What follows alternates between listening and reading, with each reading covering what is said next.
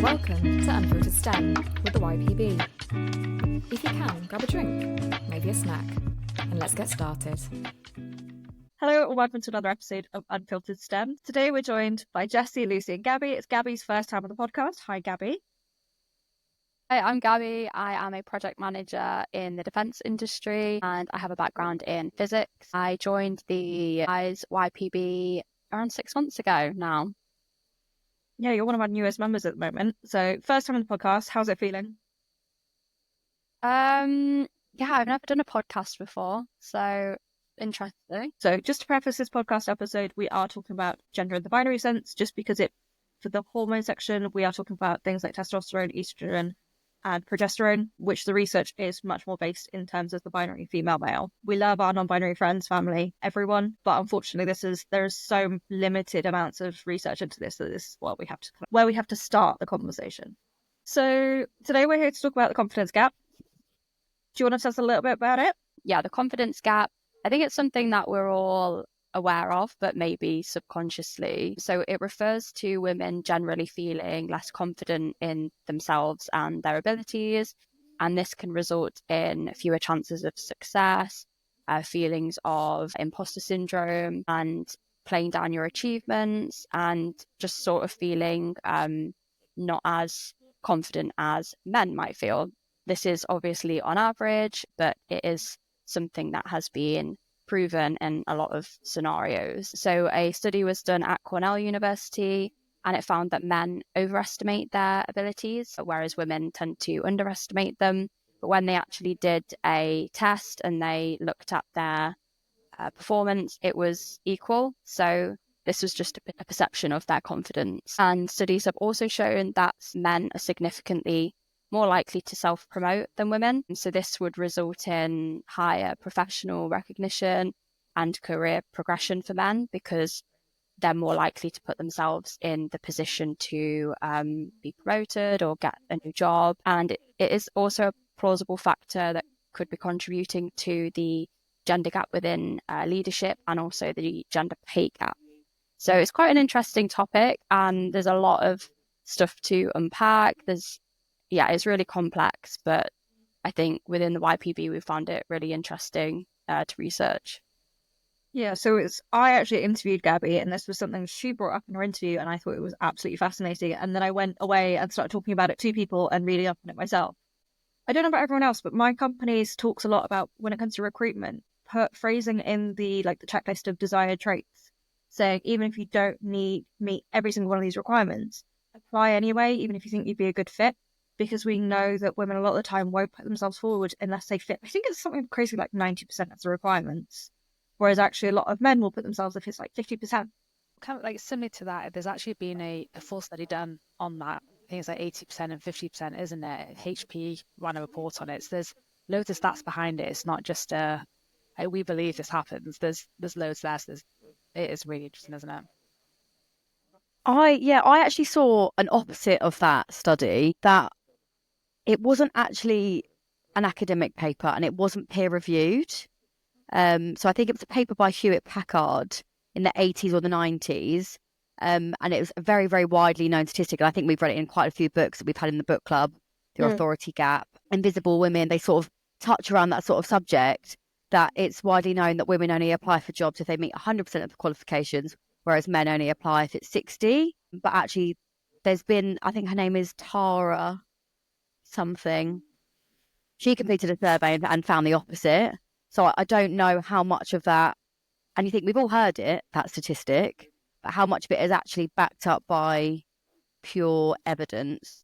I think the gap is probably less than that, and it's probably not necessarily 100 for women. But yeah, I've seen the same kind of opposing study. I think that the study that she did, this lady Tara, it was actually found that 41% of women and 46% of men didn't think they'd apply if they didn't meet the qualifications, and I thought it would be a waste of time. So that's a little bit more equal, but I think it's more of a personal experience anyway. Some women might be more confident than others and feel like they can apply for roles, and some might not. So there will be differences between each person. I wonder if this varies between industry to industry, because in my industry, we have very specific, like, you need to know this language, you need to know this skill, you need to, it's very, you either know it or you don't, or you know it a bit, or you don't. Like, you can't really say, you can't blag it. Whereas I think in some industries where either the skills aren't as specific, or maybe there's not, like, there's a longer list of them. I think there's probably quite a few different variations coming into that. And I think a lot of the issue is probably there isn't enough research into this. There isn't enough research into the gender gap generally, as well as the confidence gap.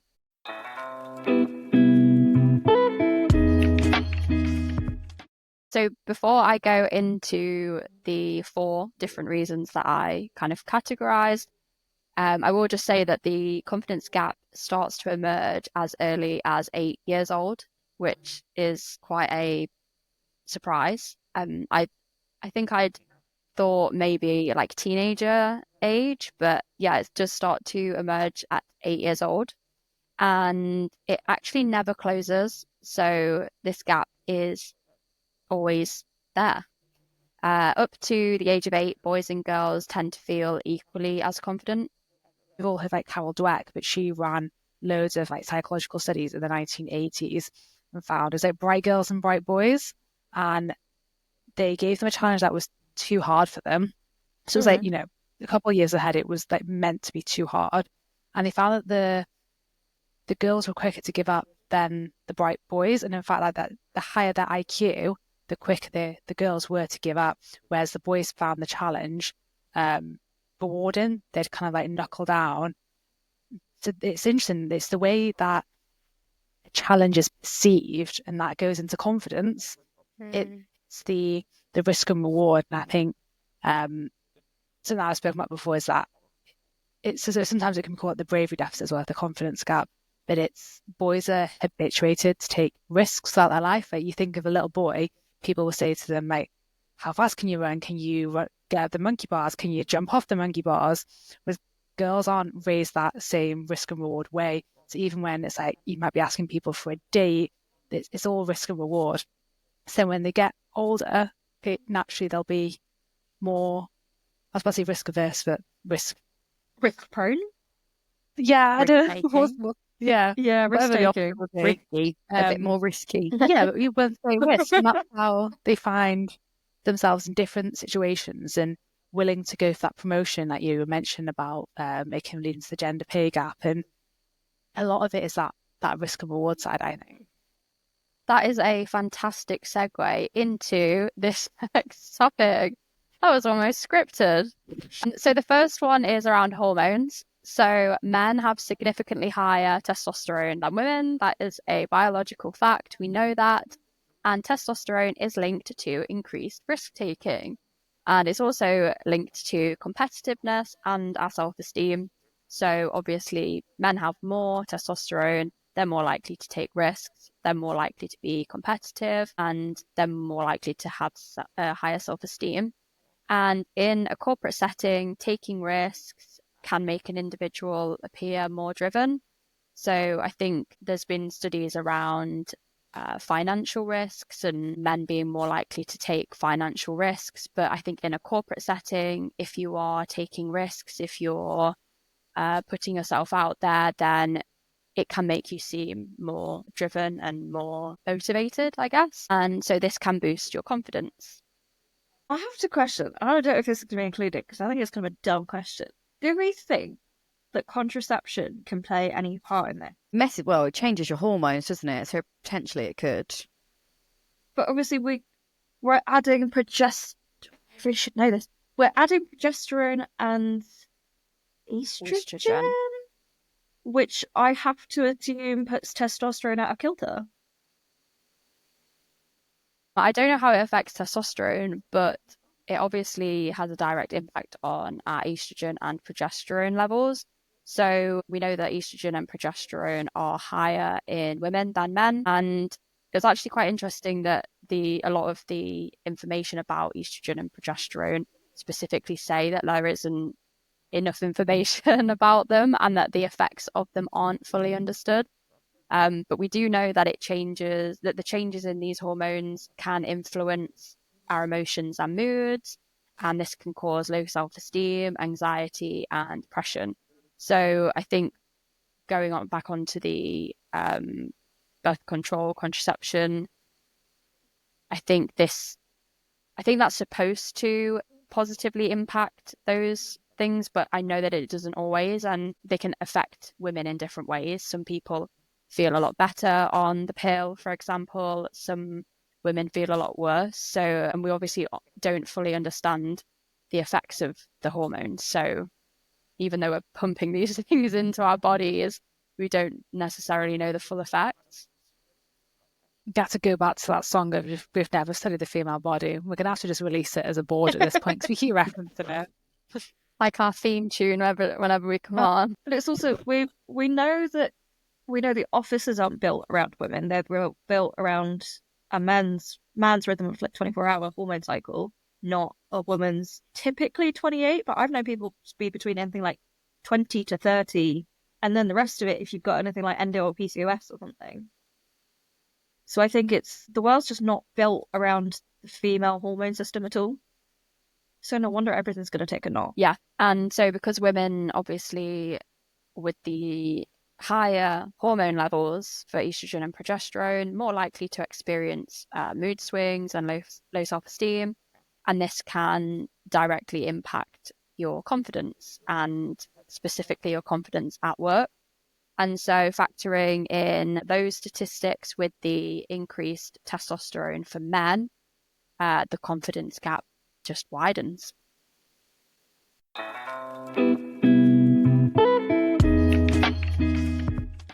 Okay, so we have spoken about hormones, and now we're going to be talking about puberty, and it's sort of linked to the hormone section because it's at that age where we have an increase in those hormones. So puberty begins around the ages of 8 and 13 in girls and 9 and 14 in boys. And we know that puberty is when the hormonal changes that we've just been discussing start to develop, and we start to see the psychological impact of those hormone changes. Puberty can impact confidence for girls and boys, so it's not something that just affects girls, but girls experience a much more significant drop than boys.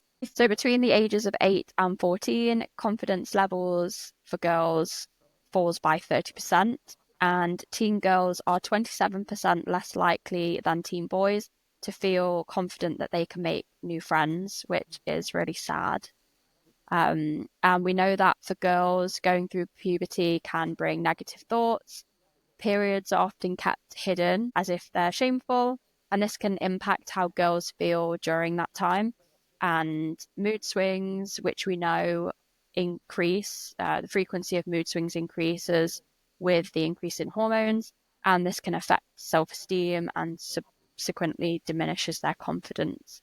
So I wanted to ask you guys about puberty on a personal level, because it's like the worst time of my life. obviously, yeah, sorry, I'm not trying to be a mom, but obviously we know that the way that periods are spoken about when we're younger, even now, to be honest, like even saying that you're on your period or something like that I just don't really say it. So it's quite interesting that this is kind of conditioned when we're younger. I remember being in high school and all the people that have periods like putting their tampons and pads up their sleeves so you can go hide it in the bathroom. And even now in the office, it's not comfortable, and I always try and push myself out that comfort zone, because I know I'm normalizing it for myself, but I'm normalizing it for my whole male team as well. And that's really important to me, that if if I'm having a really bad period, my periods, I think the interesting thing is it's not just my period. I get like really bad ovulation pain. I get like the week before I'm throwing up a week, but trying to just be honest and say I'm not in a fit state to work. I need to log off because I'm having a really bad period, and trying to normalize it for everyone. So it kind of extends so much like further past puberty into your whole life that we're conditioned to believe it's, uncomfortable, that it's these taboo subjects. And at the WISE conference recently, they were talking, it was bloody good employers And they were talking about the term sanitary products and how we shouldn't call them sanitary products because it feeds into that idea of it being unsanitary and dirty, and we should just call them what they are, about their period products. Things like it's so interesting. It's terminology that I hadn't quite picked up on. Yeah, why is that a sanitary product? Because it's feeding us that mindset, isn't it? So it's the little things that are ingrained everywhere. Yeah, I think I would like to say it from a different point of view. So I went to an all-girls school, so I think it was a lot easier to talk about being on your period or sharing tampons or throwing them at each other across the classroom, because there wasn't boys around where you had that worry of, oh God, I can't say that, or that's a bit of a taboo. So it was a lot, for me, it was a lot easier to talk about it. But then I've moved into a very dominated workplace where I would not mention it in front of my male colleagues. But as Lucy mentioned, after the WISE conference, I'm now making a conscious effort to say period products, not sanitary towels or well, I can say tampons. And we actually have them in our toilets at work, which I think is great. And I think a lot of companies are trying to do that now, is actually put period products in their toilets, because if anyone has an accident or you're not expecting it, you don't want to have to get in your car and drive, I don't know, 5-10 minutes down the road, walk into the store like feeling like, oh God, hope no one sees. It's a lot easier to have that. And we actually had a site tour today, and we had people not from Thames come onto site, and they saw that in the toilets that we had period products, not sanitary towels. And he said it again then. And they've actually mentioned it to their HR department to try and push for them to have it in their own toilets, because they've got loads of females in their office, and you think it'd be pushed even more compared to mine, where there's me and one other girl. We've got it in our toilet, so why don't more companies do that? So yeah, I think it is a good thing to sort of talk about it more and make it a bit more normalized. Yeah, I have never once been able to like predict my period. So my period, anytime it comes, it is like the biggest surprise of my life, and I'm like, oh my God, this happens. So having period products in the bathroom at work is incredible. Like, it is absolutely amazing, because it makes the whole process like not demeaning. Like, you don't have to stuff tissue paper or anything in your underwear. You can just have the period products that you need, and you've got like a much happier, much more, engaged workforce with just that one thing. And even for me, when I went to interview, I did a physical interview, and it was walking in there, and they had this great big, and these are like premium tampons, right? What makes them premium, I don't know, but they say premium on them, and I'm like, okay, so these people are paying for the good stuff, They are. And it was a big I've thing. been to your office. They're really nice on display. They're like proper, like cute tampons. You're just gonna have to take my word for it. But I also went to an all-girls school, and I also thought I had very good, like, I wasn't bothered at all about periods until literally yesterday. A colleague was telling me that something. It was a conversation about her, me, and a male colleague of mine, and she said, oh, da, da, da, and it was really horrible because I was on my period. And I'm like, oh, I didn't realize we could say that. Like, it almost like took me by surprise, because I don't often get one because of the I have endometriosis, I'm on the coil, so I don't often get one, so I don't talk about it very often. So hearing it come from another person, especially in the workplace, especially in just a casual conversation, was always very jarring to me. And I literally had to sit back and be like, oh, why was I wasn't uncomfortable with it, but what did I feel? And I think putting a word on it and saying the word period, or like, oh, not, I'm so used to hearing, oh, it's my time of the month, or oh, it's the time, or oh yeah, I'm not feeling so good because it's, and we always use these little metaphors or little synonyms for it, and it's weird. It's not. It's literally everyone has had some association. Not association. Literally everybody has known someone who's on their period, spoken to someone who's on their period. It's just, make it normal. Yeah, literally affects so many people, and it's this weird thing that we don't want to talk about. And I don't know if you guys are the same, but if I feel like I can't go into the office because of my period, I almost feel embarrassed that that's a reason for me not going in the office. Whereas if I was to say I've got a migraine, or I've hurt my leg, or I don't know, something that isn't to do with my period, I find it much easier to say I can't go into the office because of that reason. But yeah, it's weird how something that affects so many people and affects us quite badly and quite significantly, and it's quite often like once a month, it is quite regular that we are almost conditioned to not speak about it at all. We've talked to almost like work through it, and a stat that we've said on the podcast a couple of times now is like 25% of people with uterus have endometriosis, another 25% have PCOS, and those are going to cause horrific complications with that and can be really, really painful, like debilitatingly so. I had surgery earlier this year because of it, you know? Yeah, we need to raise awareness more of things like that. I think it's so interesting as well how we've kind of spoken about, starting at puberty and talking about people's like different situations at school. So being a mixed school, or obviously like two people talking about being an all-girls school, and how that wasn't a problem for you going through puberty. Obviously we've just seen the case of periods that we've discussed, but then later in life it is. So it really doesn't just end there, and your kind of like your scenarios in school don't quite define the rest of it. So even if it wasn't a taboo for you then, it can become later in life. I think that's really interesting. Yeah, I suppose it depends on the environment that you're in, who you're surrounded by, whether you feel comfortable or confident to discuss or bring up those sort of topics that maybe aren't spoken about as widely. Yeah, you saying talking about like throwing pads and tampons across like the classroom. It's wild to me that it would never have happened in my high school. Like, people used to literally like shove them up. People would like put a hand in your bag and shove them up your sleeve, so no one ever knew. I think also being on your period, the comments that can be made that are kind of derogatory about periods. So using it as like a negative thing, or if you're experiencing like a low mood or your mood swings, it's usually said in a negative way, and people will say it like, oh, you're on your period, or comments like that. And so things like that can make you feel even worse about your period. Yeah, you want to be met with understanding, not criticism. Yeah, you don't get that with 12-year-old boys.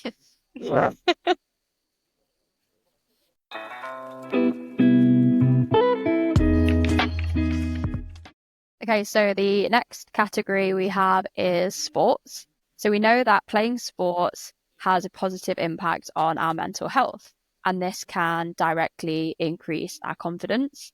But evidence has also shown that people who play team sports as children are more likely to be successful as adults.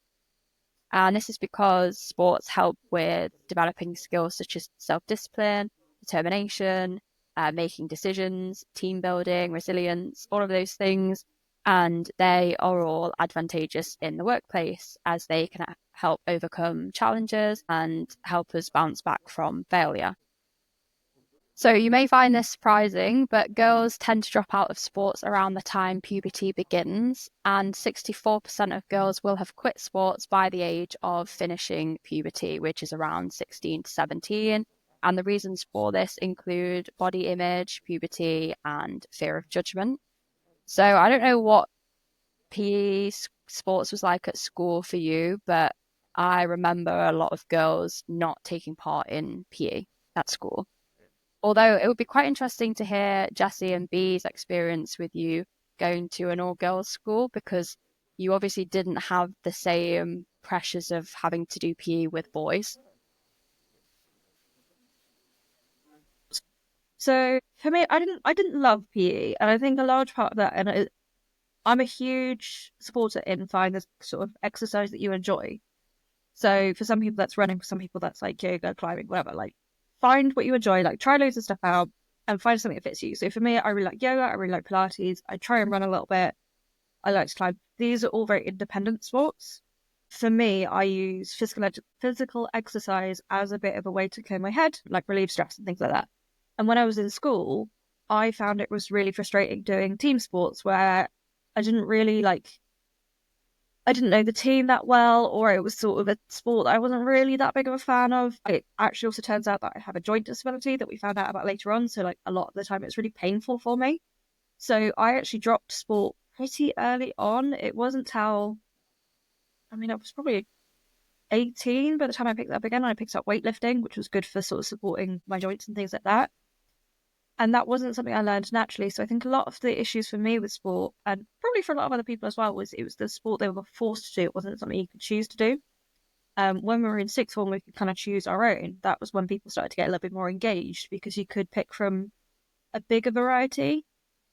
And obviously, I know it's not completely possible for everybody, but it would be really good to sort of see more options in schools beyond netball, hockey, football, rugby. God, the beep test. I hated the beep test. Get rid of the beep test just forever, please, please. Horrible. It's embarrassing. But for me, because there wasn't anything like, if somebody was on their period, nobody really minded. So if you were a little bit bloated, it wasn't really a thing. Or if you were like, you could literally turn around to teacher like, I'm on my period, I'm feeling crap. And they would still do it, but they would take it a little bit easier on you. There would be a lot of understanding from that. I don't know if Jesie would have the same sort of experience.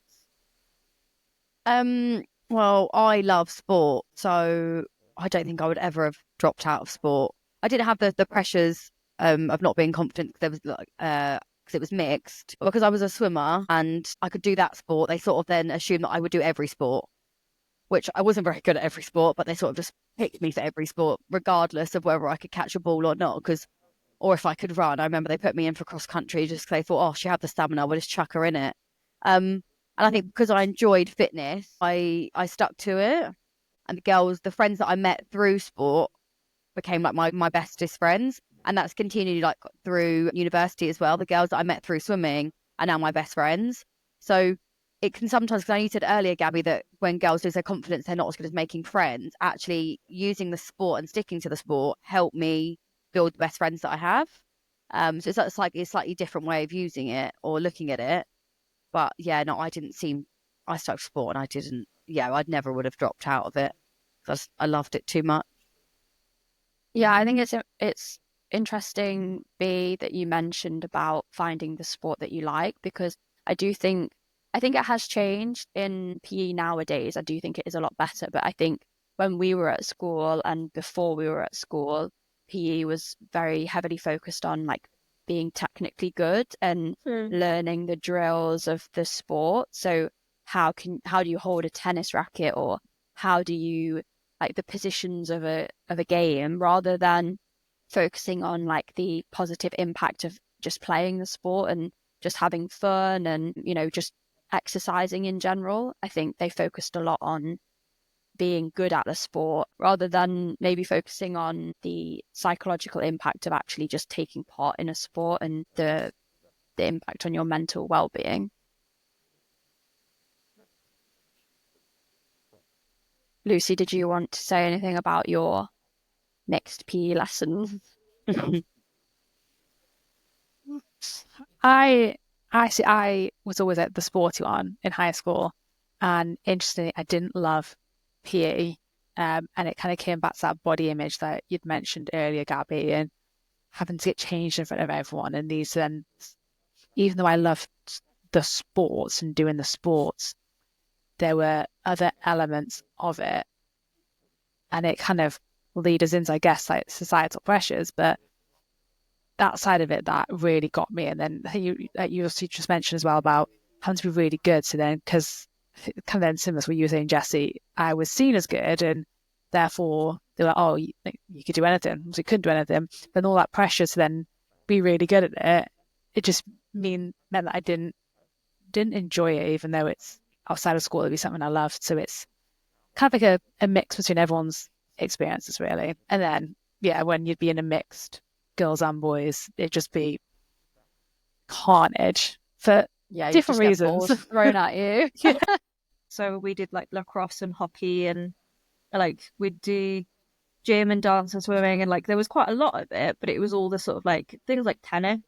But I think for me, if I wasn't very good at it immediately, I was sort of almost written off. So it was kind of was like, okay, well, there's no point in like trying harder at this because it will just, you might as well. And actually, this is a really bad habit of mine of if I'm not good at something immediately, I really struggle to keep trying. Like I really have to force myself to keep trying. And things like tennis and hockey were real big, examples of that.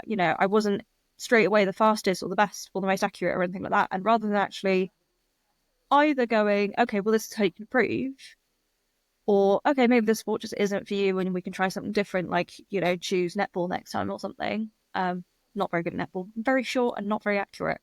But, there wasn't any effort put in to sort of make me enjoy it. It just made me feel really like flat and deflated. And it took me a really long time and a lot of my own effort and energy to like love movement in a way that like fitted me. But it's also interesting that you were talking about it was like the fear of failure that stopped you from trying. And I think that's a lot of what this confidence gap is around, is the fear of even giving it a go. And that just stops you from doing anything.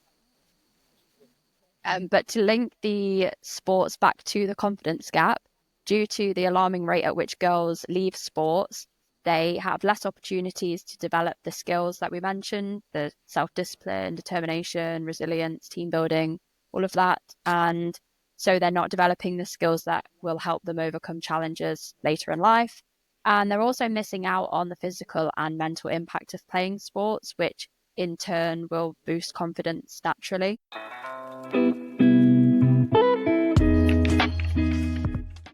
Okay, so the final factor that is contributing to the confidence gap is societal pressures. And we've kind of linked societal pressures throughout all of them. So this will be kind of a follow-on from some of the things we've already mentioned. But traditionally, we know that there's been a huge difference in how boys and girls are brought up, from the way that we dress them, the toys that we buy them, to the way that we socialize and educate them. And the result of the difference in how we bring them up leads to men being more resilient and women having this fear of failure, which we've already spoken about. So from early on in childhood, boys are encouraged to take risks, as Lucy said, be outgoing, be assertive, be authoritative. And girls are raised to be more caring, nurturing, polite, and modest. And this has a name, and this is called the good girl syndrome. The stereotypical expectations of how girls and women should behave causes people-pleasing, perfectionism, fear of judgment, reluctance to speak up, and being highly self-critical. And this good girl paradigm consequently erodes girls' power, growth, and potential, and it causes a psychological glass ceiling. So, thoughts on the good girl syndrome? So many. It's hard to know where to start. And I have such strong views on this one. I've given quite a lot of talks as well, and I give talks to educators around this topic. And it's kind of like that societal bit as a whole, and the whole like failure and risk taking. And I'm such a strong believer that we're obviously coming back to STEM, like obviously who we are and what we do as a board. I think the confidence gap and this good girl syndrome is such big contributor to the reason that we don't have enough women in STEM as well, because STEM's seen as a challenging subject. It's viewed as hard, that idea of then having to take the risks to get into the subject, that you've got to have that confidence in yourself. And if you are raised in the mindset of striving for perfection, don't avoid failure, so avoid things that therefore are hard, be a good girl, get all A's, you're not going to go for the subjects that are viewed as the really hard ones. And I'm such a believer that this is one of the key reasons we don't have enough women in STEM. Annoying. Really annoying. When we're talking about how we treat girls differently to boys when they're younger, I saw a thing recently which was talking about the clothing that children wear. Because the good girl just seems to remind me of like the small children, good girls, and like, oh yeah, good girl, you're neat, you're tidy, you're well behaved, you're polite. All this sort of stuff that is nice, but actually how important is it? Like, is it more important that a girl can speak out if something's wrong, even though it's seen as being rude, or, she doesn't want a hug from someone, or she doesn't really like someone? Like, does she have to be nice to them? And then if you're thinking about like how we're dressing them, you've got clothing that's aimed for small girls, and they've got, pretty and cute and sweet Whereas for boys, you've got cool, strong, clever, like all this sort of stuff. And obviously, I want to promote all of this to boys. It's an incredible thing for children to hear. It's good to hear that you are good and you're strong and you're powerful and you're clever and the world is open to you. I don't think it should be at the cost of girls. You've got T-shirts with bunny rabbits and doe and prey animals, and for boys, it's predatory animals. What kind of message is that sending? And who is deciding this? I think it's like as a whole society as well, like it's more than clothing. It kind of is linked. It's, one the other, but that's the same language we use with boys and girls. Like to boys, you always hear you're so fast, you're so strong, you're so brave, and girls, you always hear you're so pretty, you're so clever. It's different, and they're completely different paths almost. Like you're setting girls and boys on from the start. Like they're worlds apart, and you're setting them up from such a young and influenceable age that it absolutely blows my mind. Like I see it almost every day. Like whenever you see little boys and little girls, like the language we use for the two of them is so different. So it doesn't surprise me at all that stays with us the rest of our lives. And even if I think that's such a contributing factor that if you took out all the rest of it, I think that itself, that language, that the difference in the language would have such like stark effects the rest of our lives. Yeah, I think that's a really good point, how language can be so impactful. Like when I was younger, I was probably maybe a little bit more outspoken than I don't know, maybe than I should be or shouldn't be. But I was always called bossy, and that is the worst term. I can't stand that for describing how someone is being. And how often do you ever describe a little boy as being bossy? You probably describe them as being cheeky, definitely not bossy. And I think that even stems from, like, I remember, this is a bit of a sidetrack, but I remember watching Tweenies when I was younger, and you had Bella, who was really bossy, and no one ever wanted to be like Bella because she was bossy. You wanted to be you wanted to portray yourself like, I can't remember what the other one was called, which Fizz, she was a lot sweeter and like the good girl. And I never wanted to be like Bella, I wanted to be like Fizz. So even in TV programs, children are even separated then or institutionalized that it's better to be like the good girl than it is to be the bossy one that sort of speaks up and has more of a voice. Yeah, and I think that's why we see such a big difference in the gender gaps within leadership, because women don't want to be known as bossy, or they don't want to be known as confrontational, or anything that's negative that we use to describe female leaders. We don't want to be. So why would we go for those jobs where we're going to be called those names? Whereas, just like you said, Jesie, we don't call boys bossy. And so when men and boys show leadership skills, we just say that they're a good leader. We don't say that they're bossy or confrontational or rude or anything like that. I've had it throughout my career as well, so not just growing up, but and a really, really interesting example I had was when I was a summer placement. There was one male and one female, so you could really see the difference in how they treated us. And he only ever got comments on his engineering skills, his intellect, that type of stuff. When I got comments on what was I wearing that day, how was my makeup, like was my top low cut. And I realised by the end of my 3 months that I don't think anyone had once spoken about my technical abilities, my engineering skills. But yet every single day someone commented on how I looked, how I presented myself, and it was always in a derogatory way. It wasn't like oh yeah, you look nice. It was like oh, what will the lads on the shop floor think of that top? And like that element of it. And it was so interesting to see how, because it was just the two of us, the difference, and then again the language that was used and how people viewed us, even though we were both there, the same years of education, we were on the same degrees, just at different universities, and yet we were just viewed so differently. But again, it's that language, and it's that but it's just obviously it's inevitable if that's how you're raised and that language has been there throughout your whole life. It will just continue. But yes, being throughout my career as well as just my childhood, these differences in treatment and language kind of thing.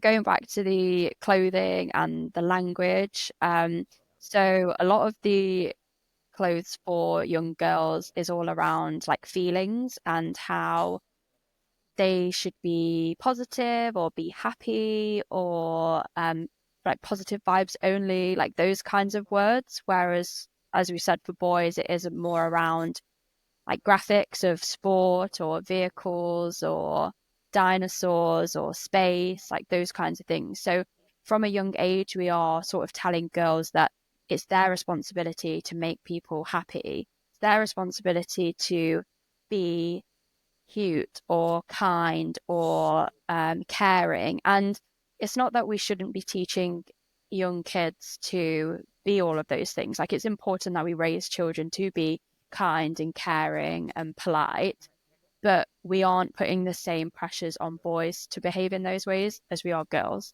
I think that's the big issue that we're trying to raise. Yeah, and it's the way that the girls, they have to take accountability for everyone's actions as well, not just girls, but boys' actions, because if a girl does something, a boy does, oh, but boys will be boys. And it's that such different accountability levels. I hate the term boys will be boys because, like, what does it mean? Yeah, and Yeah. it's just letting them get away with things that they probably shouldn't be doing. Yeah. Yeah, and it's placing really high expectations on girls to behave in certain ways. And so what happens is when girls get older and they don't want to behave as the quiet girl that sits at the back and says nothing and doesn't distract anyone, when they grow older to feel differently to how they were taught to feel when they were younger, you almost feel like you're failing or that you're not living up to people's expectations.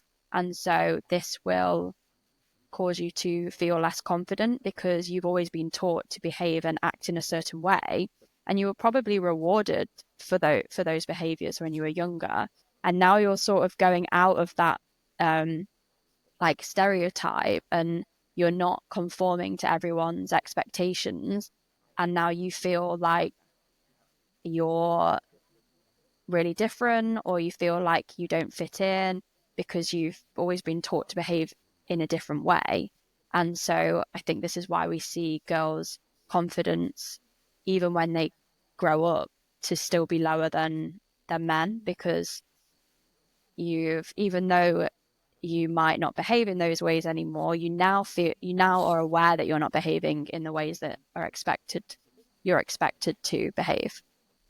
It's a huge psychological toll if you think about it that way. And even if you see it for what it is, and us talking about it today, still knowing that you don't fit into that mold, even if you understand that's something that society's put on and, okay, I don't accept that and whatever, that's still a huge psychological burden to have to accept and deal with, I guess. So it's big.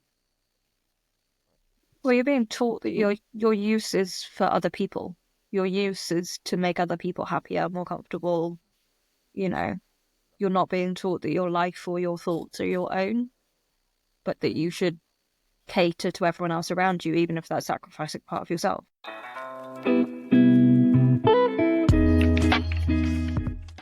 Okay, so we have spoken about what the confidence gap is, and we've talked about the 4 categories that are contributing to the confidence gap. And there's a lot going on. It's a very complex topic, and it's a mixture between biological and psychological and societal impacts. So there isn't just one thing that's contributing to the confidence gap. I think it's really important that we talk about how we can address the confidence gap, because as we know, it starts from a really young age and it never closes. So how can we fix this? How do we address it? What can organizations do? What can people do to try and close the confidence gap? Something that can be done is you can get mentors within your business, but it's another thing to get sponsors. So people who actively put your name in the conversation or bring you up or say you've done a good job. And that sort of like builds confidence around your name, around your abilities. And I think that's one way that an organization can sort of develop people's confidence, as well as making like processes like more transparent. I'll go on a bit of a different angle then, as Jesie mentioned about organizations. So mine would be about being really intentional. So kind of focusing on rather than people in the workplace, but then children. So when we've got little girls and little boys growing up, so whether you're an educator or you've just got children in your life, just being really intentional with your language. Like we spoke about how important and how different languages across genders. So just being intentional about your actions and your words and what it is that you're saying to people, because it's clear we've spoken about so many stats, especially at the start of this podcast, with how young girls are losing confidence in themselves, whether it's, there's loads of different angles to it. Just being really intentional about the message that you're passing out there to people within your sphere of influence. I think actually we could go one step further. I'm not planning on having children, but if I heard someone talking to my little brother or little sister in a way that was going to negatively affect them, because I have this knowledge now, so part of it is spreading knowledge. If I turn around and say, actually, if you're saying, oh, actually, you should let the boys walk all over you to my little sister, not, they're not going to say it in so many words, but if they said, okay, well, boys will be boys to her, if I pulled that person aside and said, actually, hey, you don't mean this, because of course this person doesn't mean to detriment, my little sister in that way. If I can say, hey, this is what the outcome could be, this is the effect it could have, and that person then changes their behavior a little bit. We've spoken earlier on this podcast about how someone's mentioned we don't like to say sanitary products so many times because it makes it sound unsanitary. I mean, something in my head's just gone, oh yeah, obviously. And so now I will start trying to use period products. And I think the little tweak in language, and more than that, having your own language tweaked, having that conversation spreads a little bit more. If I turn around to someone and say, hey, I don't love this joke just because this, that, or the other made me feel that way, I don't think I've ever had a conversation where it hasn't turned out the person's gone, oh my God, I'm so sorry, I didn't realize it came out that way. People by and large are good. They want good things. They're not going to turn around and be like, yeah, obviously I wanted to tell that little girl to, have no confidence and let boys walk all over her and not get as far as she could in life. That's not going to be the case. I think, actually, for me, I think it's going to be not necessarily corrective behaviour, because that sounds a little bit harsh, but gentle sort of nudges of, hey, this actually might be having a negative impact, just an FYI, and that person can make that decision with the new information they have. Yeah, I think it's really important that we raise awareness of the confidence gap, and then, as you said, if we can slowly, gradually use the sort of language that we think is more appropriate, I think people tend to adopt those kinds of behaviours and becomes like a learned behaviour. So agreed, definitely think it's really important that we raise awareness of it, hence why we've run this campaign and why we're doing this podcast. I think it is also really important that we try and take the fear out of failure and try and make giving things a go more accessible and not focus too much on the outcome or the result of doing something, but more the process or the journey of actually doing it.